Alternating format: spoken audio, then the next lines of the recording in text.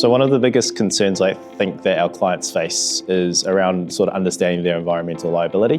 There's a lot of legacy sites in the United Kingdom where you have companies inheriting basically sites from others, and may not be a clear chain of custody. And so when new management steps into a site itself, they may not be entirely sure, or they might not have a really good idea of what they're walking into.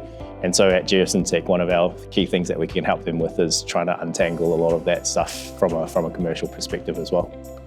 We start with basically the framing. We need to understand what they're looking for and what their end goal is when they come to us for solutions. Then you can start developing a work plan, figuring out where the data gaps are, and figure out what we need to do to deliver solutions that fit their long-term strategic objectives for the site. We've got a team of specialists and subject matter experts which can really hone in on the data, hone in on what the client wants, and deliver a really turnkey and really unique solution that fits what they require for their objectives as well.